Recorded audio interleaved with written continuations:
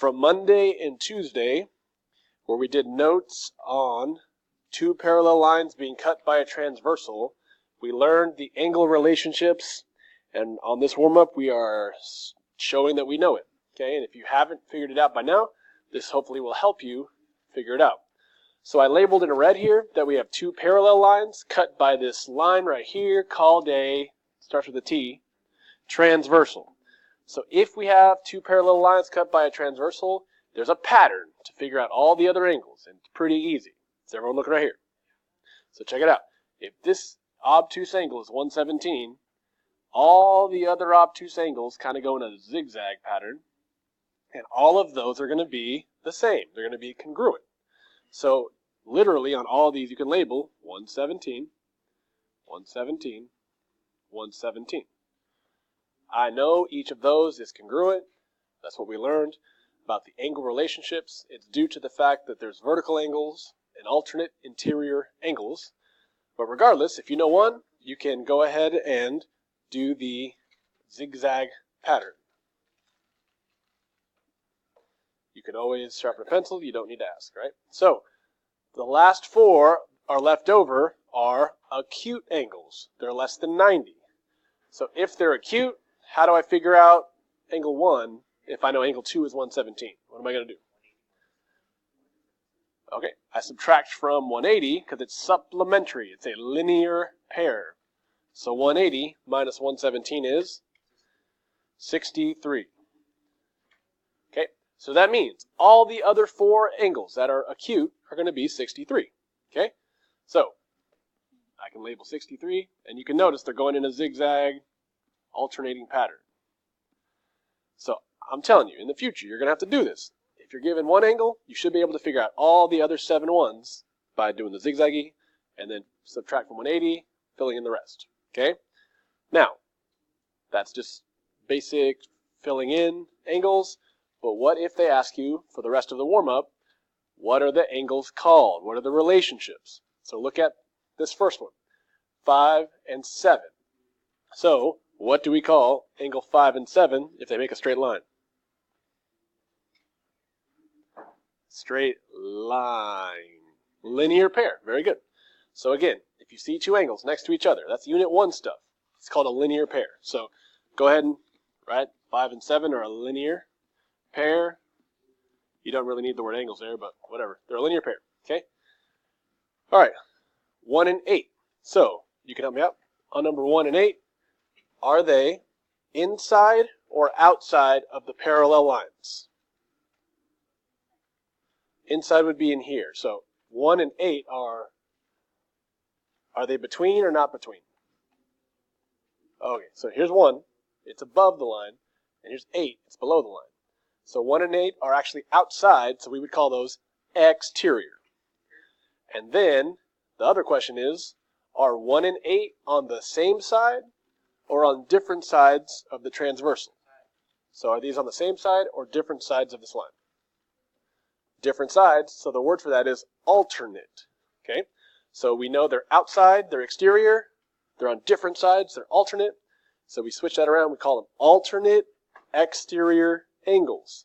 They're the farthest away from each other. Okay, I'm going to abbreviate alternate exterior angles.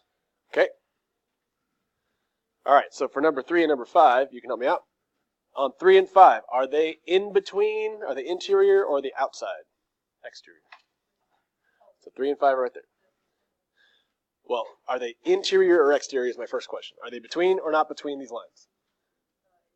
Okay, good. They're interior, so they're between.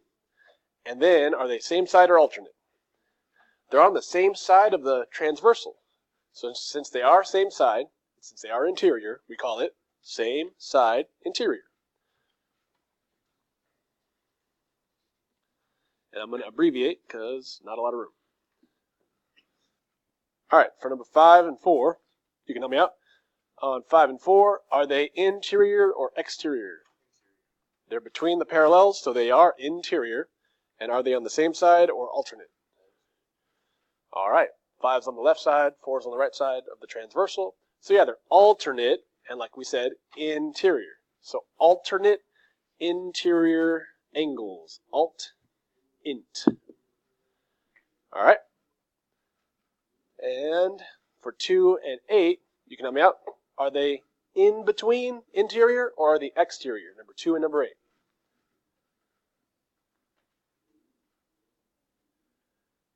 So between these parallels, are they between them or outside of them? Outside, so they're exterior. And then are they same side or alternate from the transversal? Same side. So they're exterior, they're same side. So we say same side exterior angles.